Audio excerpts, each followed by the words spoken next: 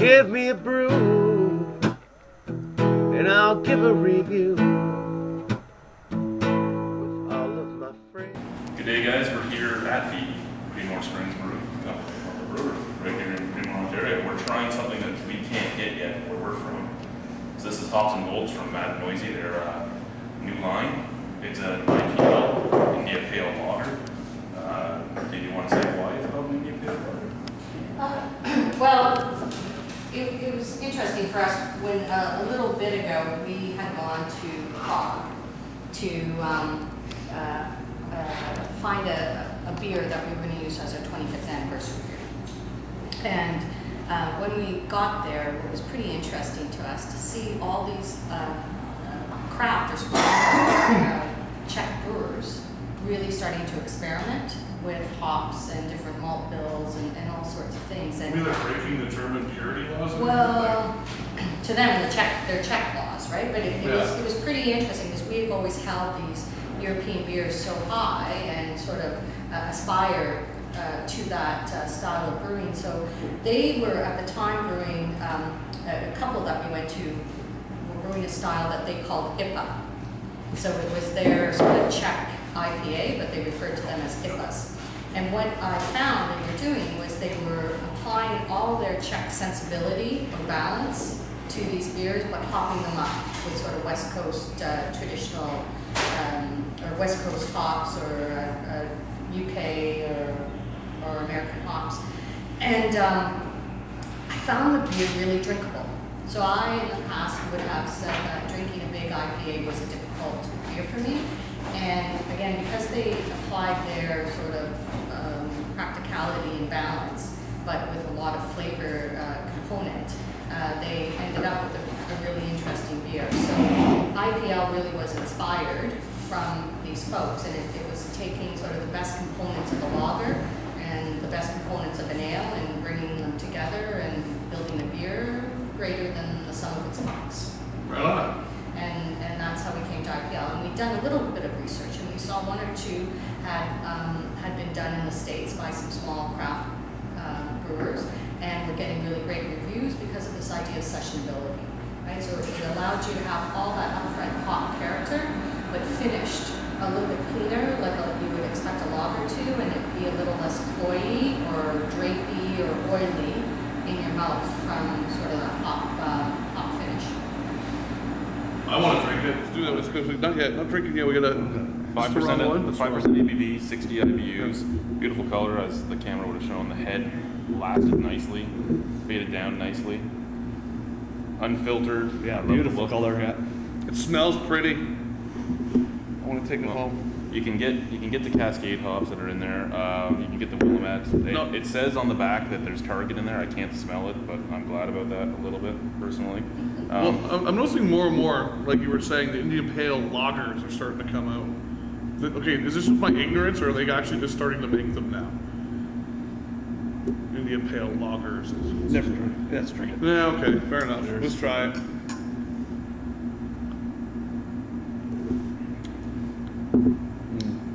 That's pretty good, man. I like that. Yeah, that's definitely a step up from my Coors Light. It's like a sessionable IPA. That's an IPA you could drink on a longer distance too, though. Because I can't drink like 60 IPAs in a night. I mean, well, I'm a hop head. Yeah. So. I mean, like I do like 9, 10 IPAs. I'm usually ready to. Yeah, that's definitely nice. What about you, Rhino? You've entered into computing mode? Yeah. He's in the serious mode. There he's slurping.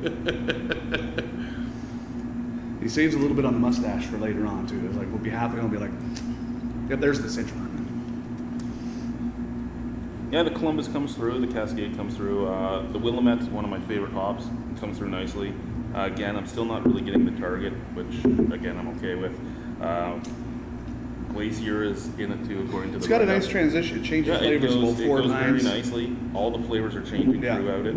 Nice finish. It is a lager, like it goes down like a lager. Yeah, it goes down like a lager, which is unusual. It has that light with a hop mouthfeel. taste to it. It doesn't have the heavier mouthfeel that a lot of IPAs have. As Karen was saying, it doesn't have that resiny resiny. It is a little bit sharp though, It's right in the middle. Middle, yeah. Right in the middle, it's just a touch too much. Nice finish though. I'm not getting that normal bitter IPA finish. No, the finish is perfect. Yeah.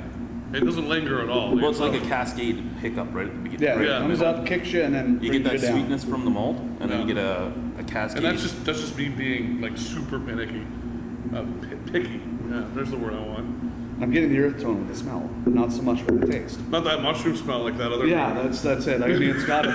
No, I think that's part of it too. I get the earthiness still in it, which is, No. for me, attractive. Like you get it at the beginning. You get it at the Well, beginning. yeah, it's a and great then- mixture of grapefruit and earthiness.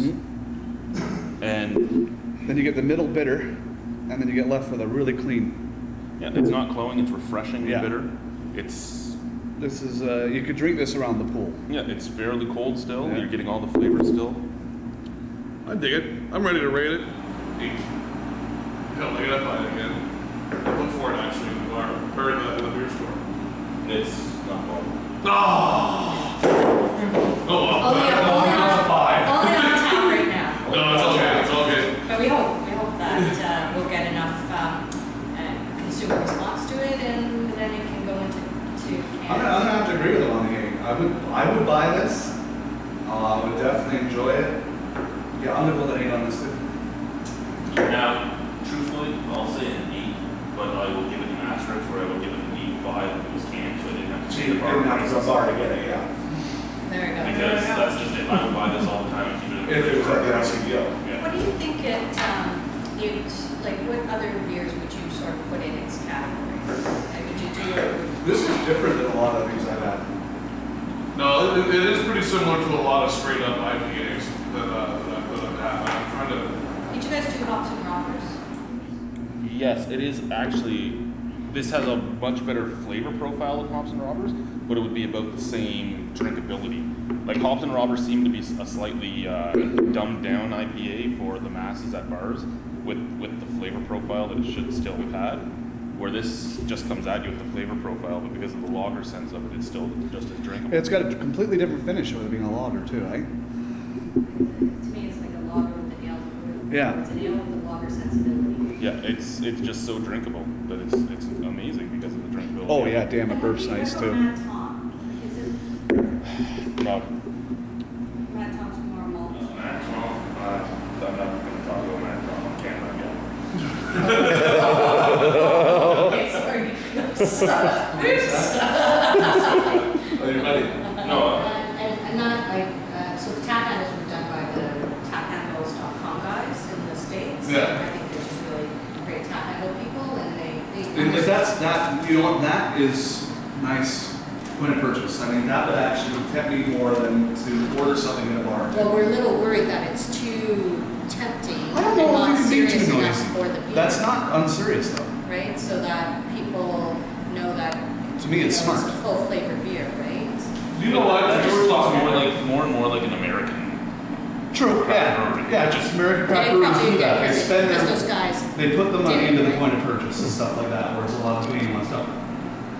Well, the name Mad and Noisy, the way we, from a marketing perspective, drove it down a little bit is we said, this beer exploration series is exactly that. It's like rivers that are constantly evolving and running and literally changing the landscape that they run through. And we want Mad and Noisy to be that sort of thought-provoking exploration that helps sort of change the landscape, how we think about craft. So does the mother company use water out of your rivers as well for anything? The mother company being The Mrs. people buy it, yeah. And we might decide that with even Mad and Noisy, one day, I might need to do a small brew of something that will use the beer academy.